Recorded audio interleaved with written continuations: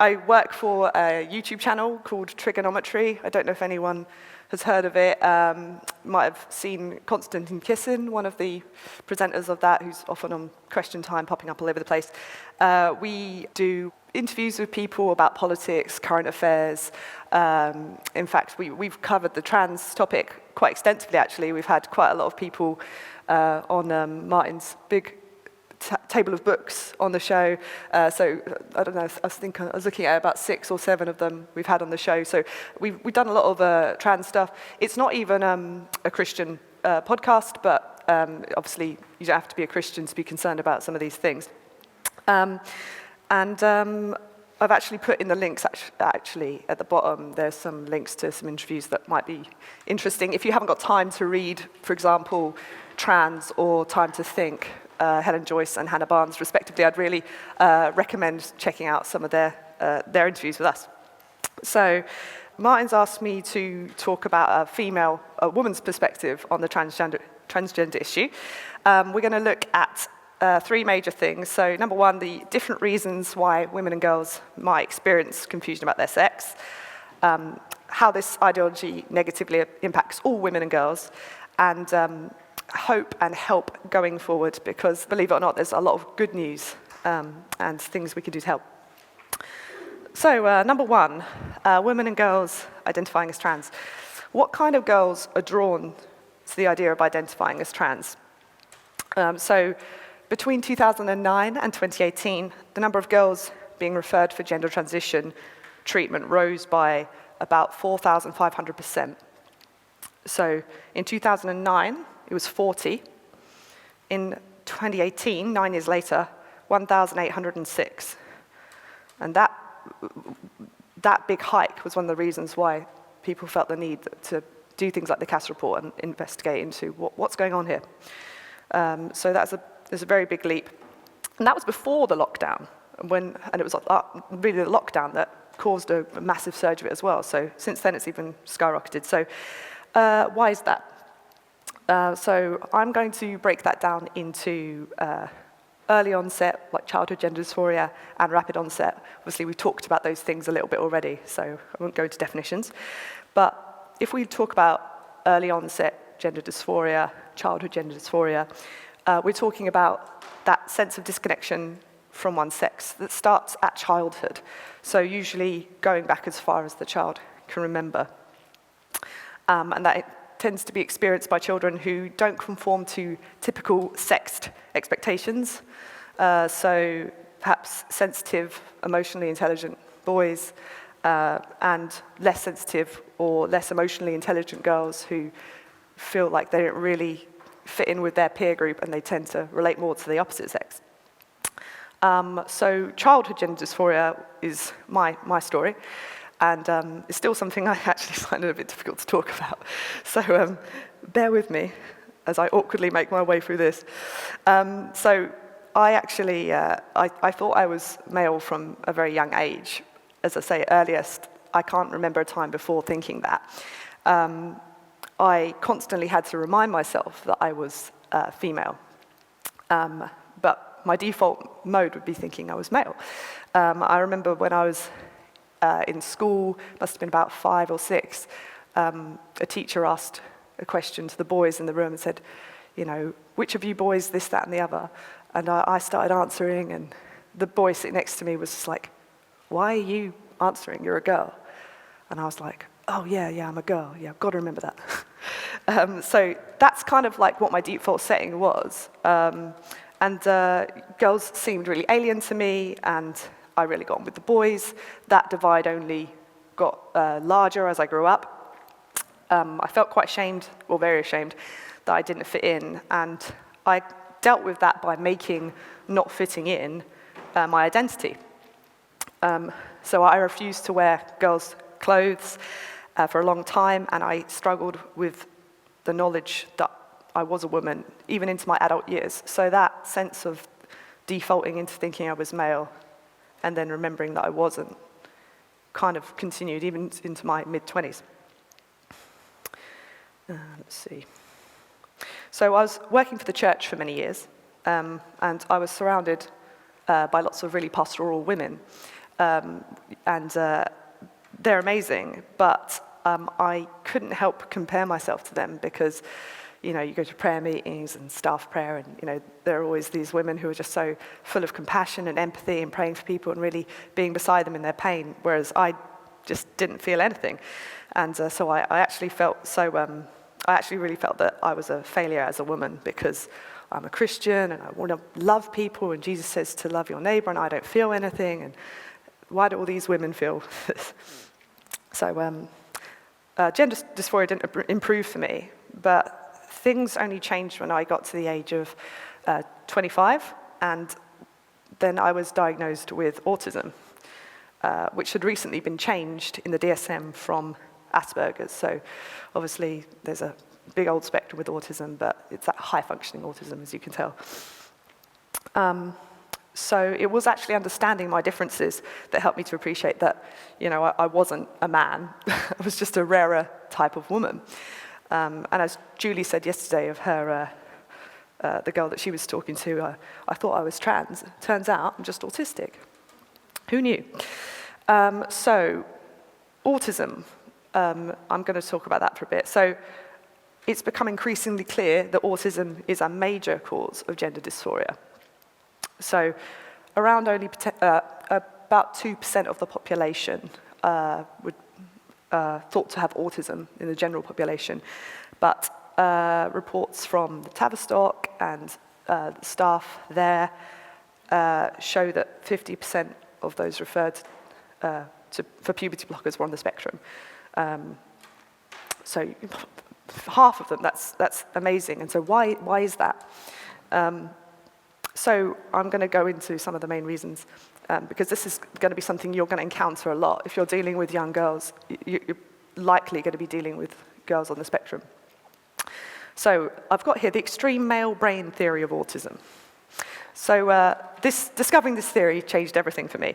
I was back home in Essex in 2015, and I came across a book on my mum's bookshelf, and that book was The Essential Difference by Professor Simon Baron-Cohen.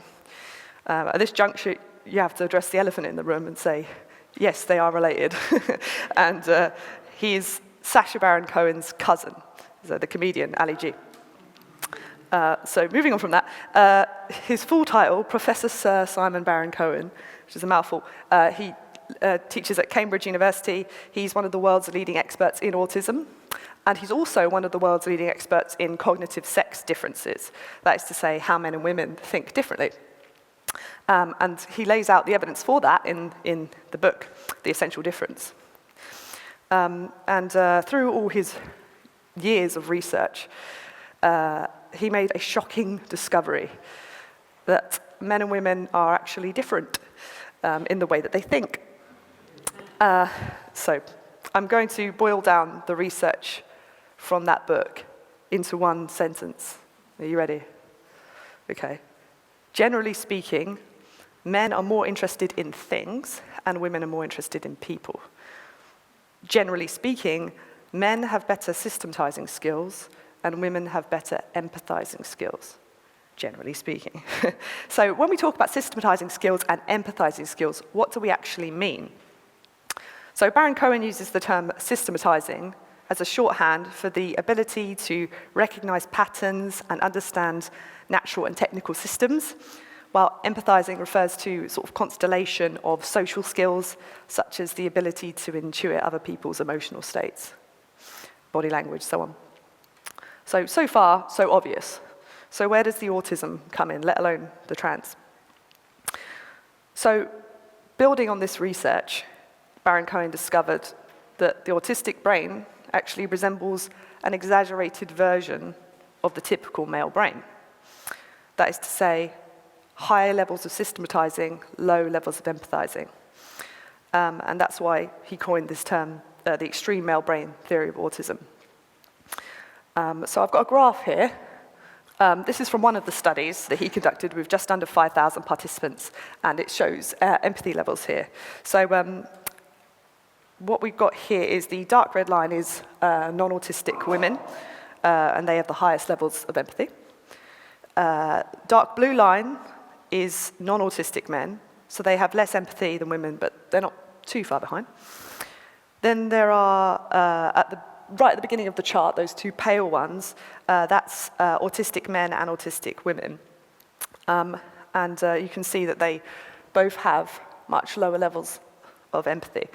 Empathy isn't the only indicator in the male-female brain stuff, but it's one of the major ones. So I've also put the link to this study if you want to look at more of the, there's loads more, but that's in the last page under online resources. So personally, I had been tested and I came out in the 2nd percentile for compassion, which means that if you had a room of 100 people, random people, male, female, that there'd probably only be about one person with less empathy than me in the room. So for me, learning that the autistic brain resembled an exaggerated male brain, neurologically, actually really set me free. Because I realized, yeah, I'm just wired differently. And I wasn't imagining it either. I actually did have more in common in terms of interests and many other things with my male peers. But that wasn't my fault. It's just the way that God made me. And so I realized that also I'm not a failure as a woman for having low levels of empathy. Again, my brain was just wired differently. So as I processed that in the background over the next few years, my gender dysphoria gradually disappeared. I stopped rebelling against the category of woman and realized that it was wide enough to include people like me too. And by the grace of God, it's been many years now since I found myself thinking I'm a man. So my default now is that I'm a woman.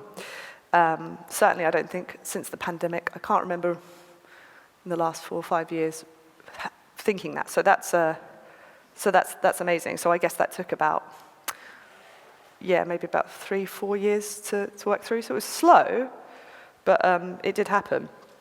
But it's terrifying, obviously, to think that had trans ideology been around when I was growing up, I definitely would have pursued transition. Like, definitely, I know myself.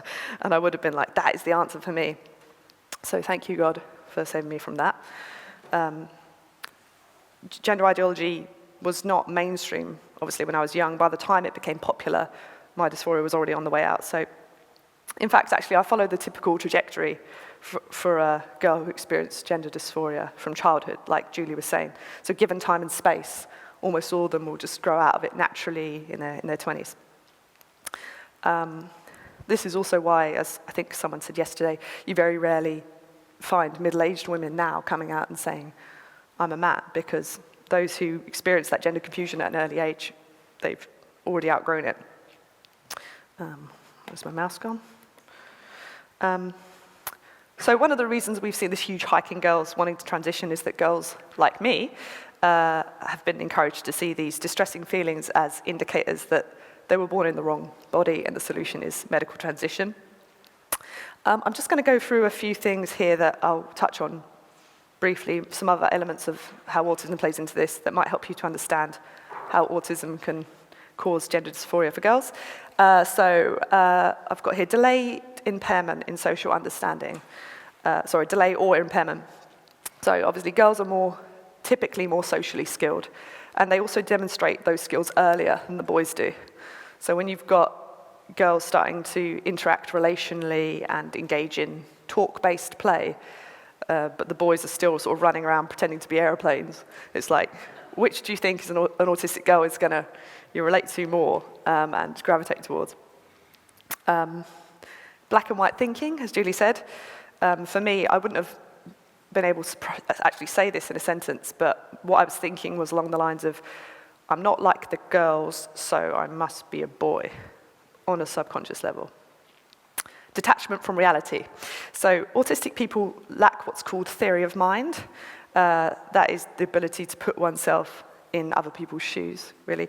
And this means that autistic people, they're not always able to understand that others will not see things the way that they do. So they think if they just change their pronouns and say they're male, that the world will just agree and act accordingly, like it's a flick of a switch, really. They're also prone to lose themselves in fantasy, things like Lord of the Rings, Harry Potter, Star Trek. And autistic people are often drawn heavily into those sort of wonderful worlds because real life is very painful.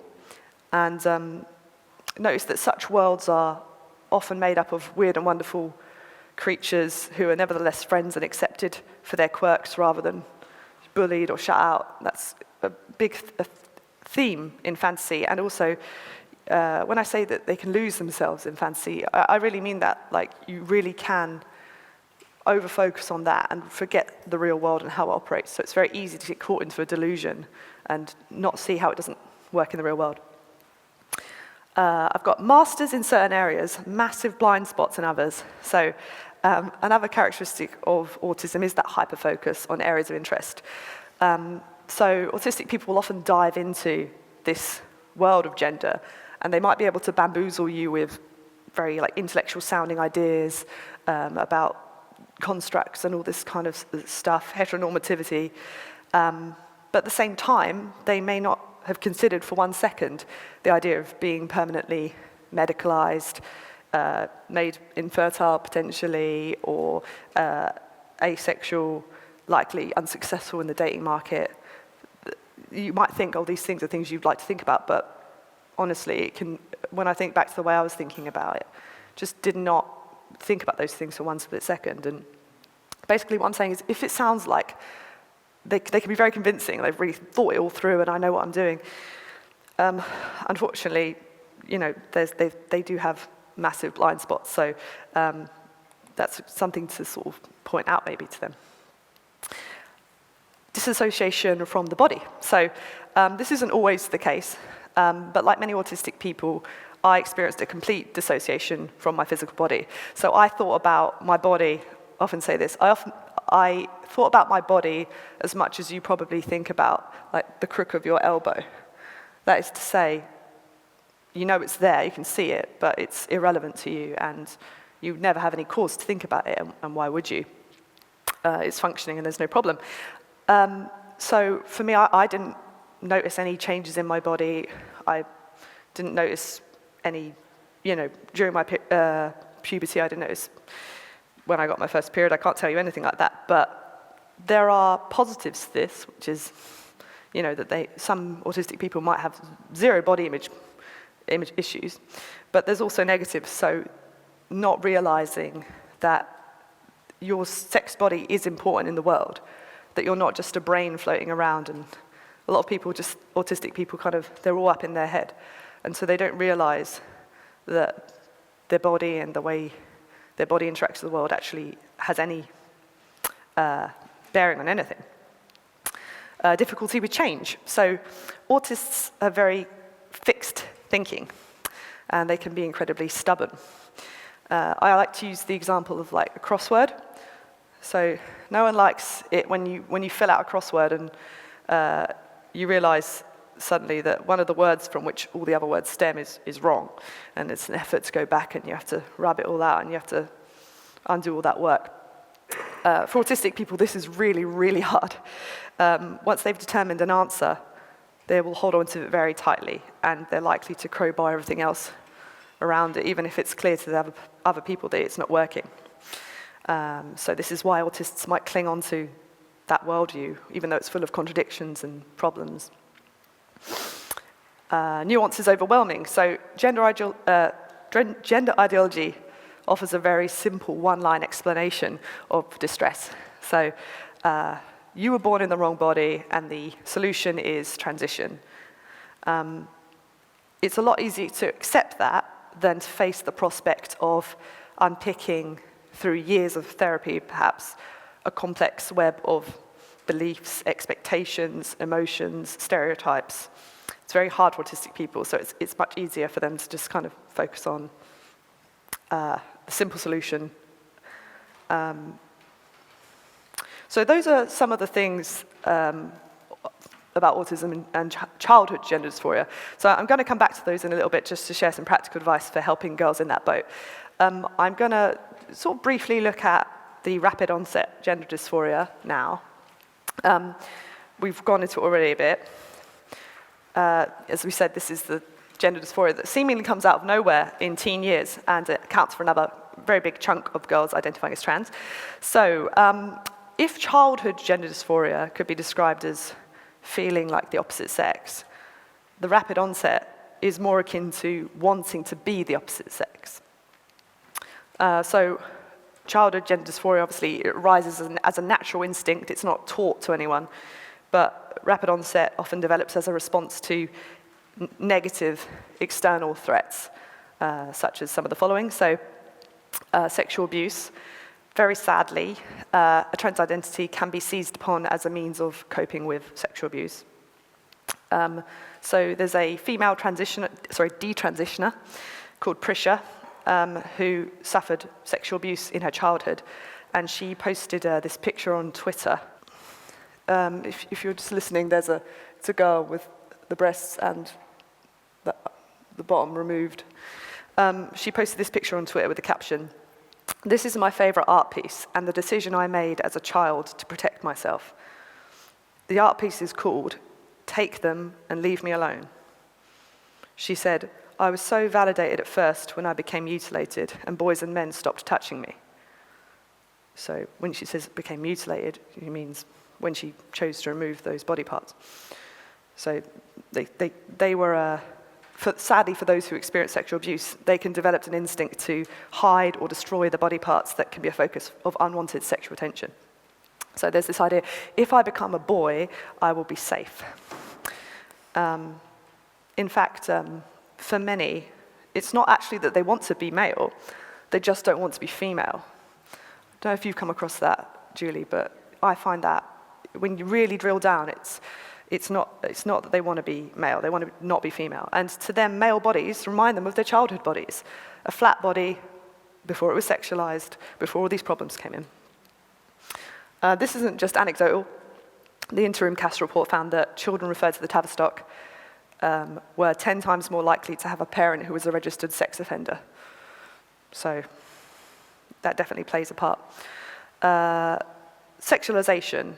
So as girls hit puberty, they start to be sexualized by their male peers and by society. Pornography obviously plays into this as well. So sadly, exposure to porn now happens around 11 years old on average. So this can be deeply shocking for girls in terms of the message it sends about expectations on them as a woman. So they see these degrading images and they think, if that's what it means to be a woman, I don't want any part of it. And who can blame them? So puberty. So the physical process of change during puberty can also cause disgust, self-hatred, comparison and confusion among young girls.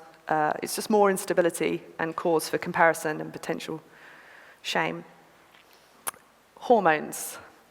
So during puberty, girls experience higher levels of anxiety than boys. And also, I believe it's when a woman will experience the highest levels of anxiety in her life. So in girls, puberty typically begins earlier and involves a more complex hormonal cascade compared to boys. So the hormonal fluctuations associated with puberty, including changes in estrogen and progesterone levels, can influence mood regulation and increase vulnerability to anxiety symptoms. So studies have also found that girls may exhibit greater physiological reactivity to stressors compared to boys, so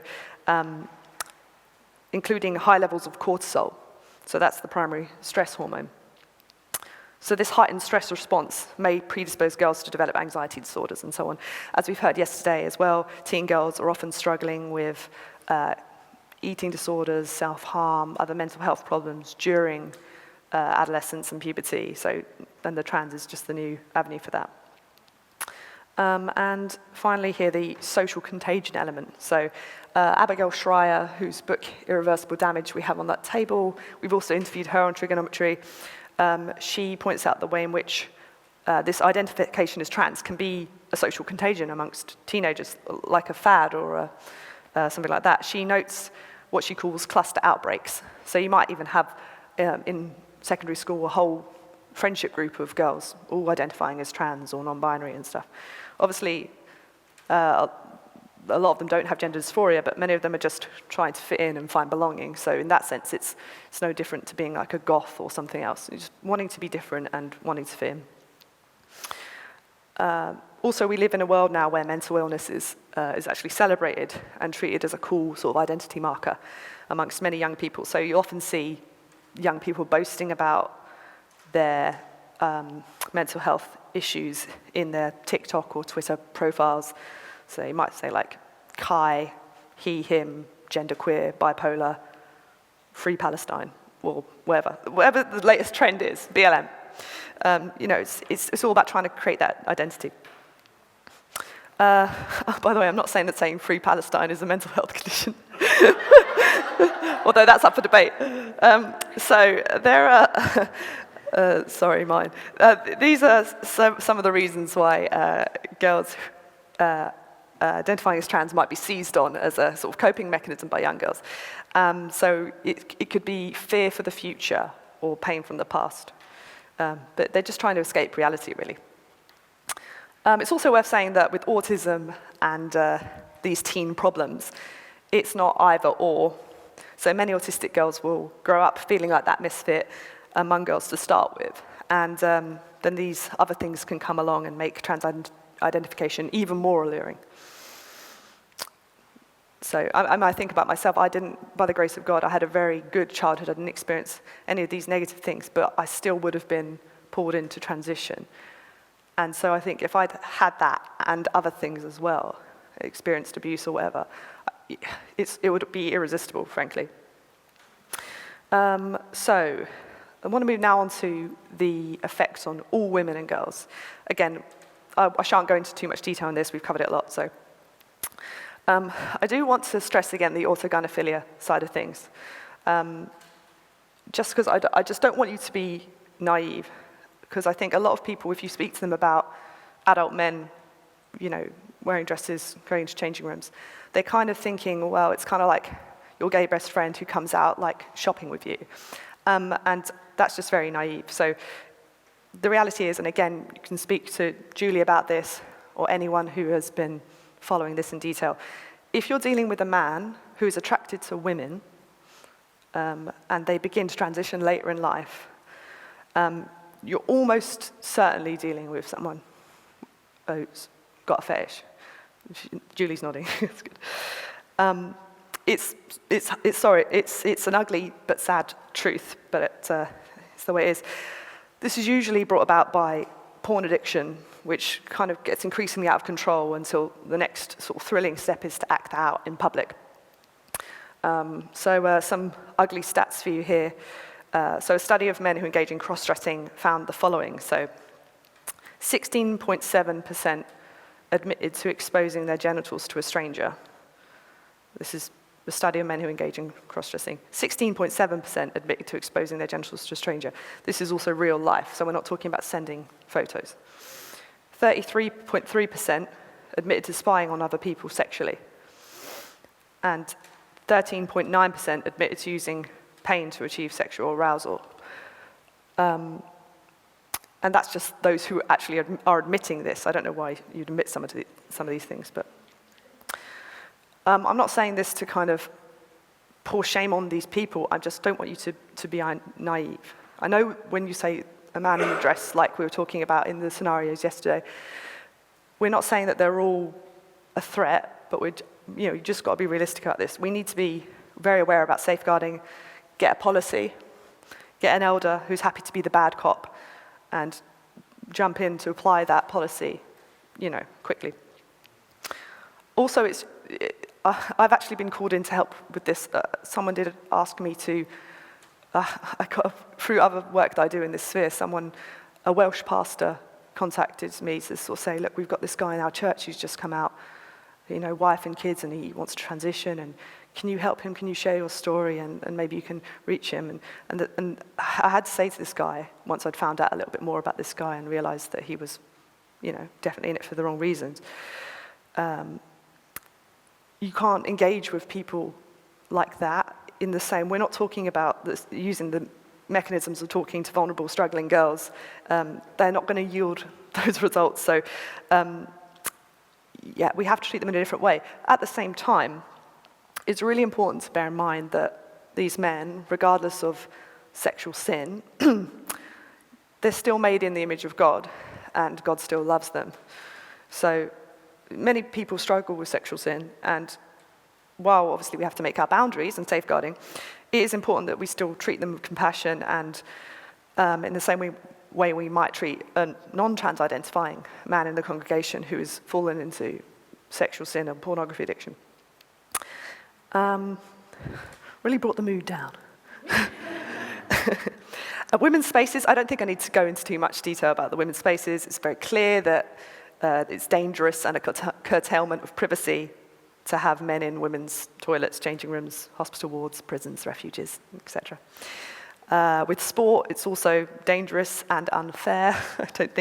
I don't need to give you the horror stories of women who have had their skulls broken by trans-identifying fighters, which has happened, fun fact. Sorry, I shouldn't laugh, but it's ridiculous. The whole thing's ridiculous. Compelled speech.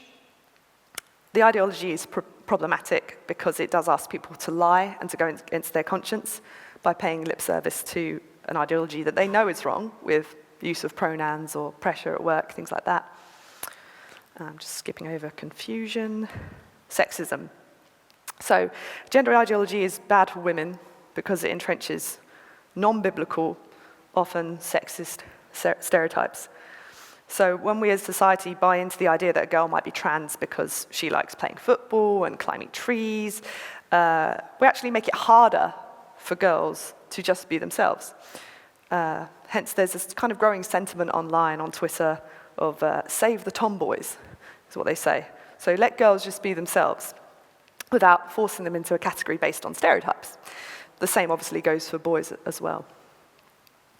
So, help and hope going forward. Help and hope. What does that mean? Well, help in the form of some tips I'm going to give you, and hope in the form of some good news. So, help. I just want to give you some things that actually really helped me as someone on the spectrum align my mind to the truth of this. So, before I was diagnosed with autism, I went to see an elder because I was concerned about my lack of feelings of empathy, let's say, for those who are struggling. And he actually said to me something that really struck with me and has always helped me. He said, you know, in a crisis, when everyone else is really losing their heads, you might be the only one who can think clearly and lead others in the right direction. So he's sort of encouraging me in like my difference rather than sort of making me feel ashamed. So you can consider pointing out to autistic girls also this great passage, which is obviously in your notes. For the body does not consist of one member, but of many. If the foot should say, behold, I am not a hand, I do not belong to the body, that would not make it any less part of the body. And if the ear should say, because I'm not an eye, I do not belong to the body, that would not make it any less a part of the body. And if the whole body were an eye, terrifying thought, where would be the sense of hearing? If the whole body were an ear, where would be the sense of smell? But as it is, God arranged the members of the body, each one of them as he chose. And if all were a single member, where would the body be? As it is, there are many parts, yet one body. Very encouraging for me. You can use this verse, as others did with me, to encourage them to be themselves to the glory of God. And just remind them that however they were made, they were made. So God deliberately made their personality a certain way. Unlike non-Christians, if you don't have that worldview of believing in God, you just think you're a sort of accident of biology, it's easy to feel like, oh, well, where do I fit in? But actually, we know that God is intentional with his creation. And also, you can tell that to Christians and non-Christians alike. You know, that's encouraging to anyone who needs to hear it, you know, that you've been made with a purpose and things that you can do. I also think it's good to challenge sexism. So another elder, when I had been, I wasn't open about my gender dysphoria struggles until probably a few years after I was diagnosed. So maybe like 2017, 2018, I'm not sure when it started to come out, but I'd kind of kept it secret until then. And I don't know if anyone knows Stephen Dawson. Does anyone know Stephen from like New Day and stuff? But one of our elders, anyway, went round his house at like 11 o'clock at night and just like cried to him and his wife about it the first time it kind of came out. And I was just really upset, and I was saying, I don't want to be a woman. Women are so like boring, and they're just, all they care about is their appearance, and they just want to talk about emotions and relationships, and you know, and I'm really smart, and I'm really funny, and I'm really interested in important things like philosophy and history, and they're just so boring. And he was like, yo, you're being really sexist. You need to repent. Even in the midst of my tears, you know, he said that. And obviously, he was 100% right. Of course, that is really sexist. It's really sexist to women, obviously. It's also really sexist to men, because it's the implication that those are female attributes and male attributes, and that some of them are negative and positive. The whole thing is a mess, and I had to work through my own sexism against women, which is ironic. Most women struggle with sexism against men. Well, maybe they don't. That's an interesting thought to consider, going off track. But that actually really helped me. So if you say to someone, if a girl says, you know, I really feel like a boy, you can ask them. It doesn't necessarily need to be a challenge, but you can say, what does that mean? And probably, it's not possible to answer that without giving a sexist answer. And again, with, you know, I feel like a woman. What does that mean? Oh, well, I feel emotional and, you know, just pretty and, like, you know, this is kind of the way that you actually find people online talking about it. I feel like airheaded. They'll actually say that, and it's like, again, very sexist. So again, you can look at, also what helped me is looking at Proverbs 31. I won't go through the whole thing, but I've put some of the bits of it in the notes as well. Not that you won't have come across it before, but it shows the wide variety of things that a woman can be.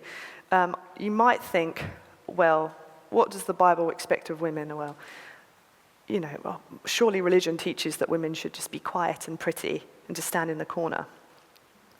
In fact, if we look at Proverbs 31, this kind of praiseworthy woman, we find that she's creative, industrious, she's involved in finances and business, she's charitable, she's physically strong, full of laughter, teaches wisdom and kindness, looks after the family and the poor. It's all in there. In fact, there's a deliberate emphasis on not looking at the body and the physical appearance, but looking at your character. There's also no concept of gender identity in the Bible. So I love what Andrew said yesterday about, you know, everything I do is masculine because I'm a man. And everything I do is feminine because I'm a woman. And in the Bible, oh, there goes my necklace. So in the Bible, you don't have a concept of gender identity at all. And I often talk about King David, who was at once a mighty warrior, but he was also a poet and a musician and a songwriter, and by all accounts, a very sensitive man. But the Bible never says that David was being a really manly warrior, but he was tapping into his feminine side when he was writing music and playing on his harp. That's just ridiculous. Like, it's just like everything he does as a man. Everything I do as a woman. That really helped me as well. So, wrapping up then, good news since this time last year. So, as Martin said, I was here about a year ago, and it's hard for me to express just how much things have changed in the last year. Again, I've got a nodding Julie over here, which is great. So much has changed in the last year, and it's all for the good. So I just want you to know we've reached a tipping point as a society, and the tide has turned on this. It's my opinion that we're going to look back on this whole trans thing as a sort of weird aberration, like a weird dream, like how we might look back on the lockdowns of 2020. It's like, oh, do you remember when we used to be like inside wearing masks all the time, and we thought this was going to be the new normal forever? It's like, wasn't that weird? I think in 2-3 years' time, we are going to look back at the trans thing and feel like that. So some of the great things we've seen, so obviously the closure of the Tavistock and the new development, the new gender identity service being developed, which is going to be developed along non-affirming lines, it seems. puberty blockers being banned. I mean, I can't think of something that's more worthy of celebration than that. That was the only medical pathway, as Julie said, people didn't realize, but that was the only medical pathway, and it's now not the case. Even this very week, you might have seen it in the news, changes to the NHS constitution. So they're clarifying the importance of sex in that. So single-sex wards, you have the right to request intimate care from someone of your own sex, and terms such as chest feeders, people with ovaries, are to be replaced with women again, praise God, clear sex-based language. So that's also being put out there. We talked about the education guidelines, the Cass report, you know, just absolutely obliterated so much stuff. I think it's been very interesting to see the coverage after the Cass report. I was very heartened to see the next day, every major news outlet covering it in a positive way. I thought there'd be more pushback, but actually, even the next day, the news comes out, The Guardian, Stonewall even coming out saying, you know, in support of the report, and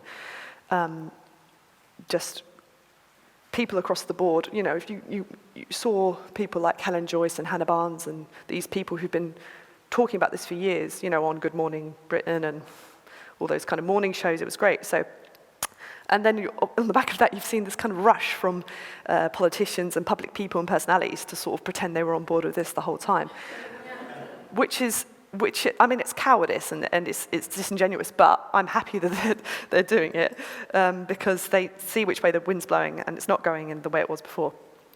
Sports bodies, some of them have been returned to sanity. So World Aquatics, World Gymnastics, British Cycling, many others in the last year or so have said, okay, well, we want to be nice, but we can't have people who've gone through male puberty competing with women, so we're going to have an open category for trans-identifying men.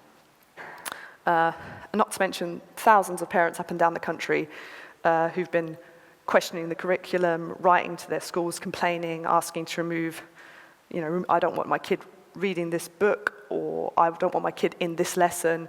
That's happening a lot, and that's going to happen even more now with the momentum of the Cass report. So I just want to encourage you that the tide has turned on this. Momentum is on your side.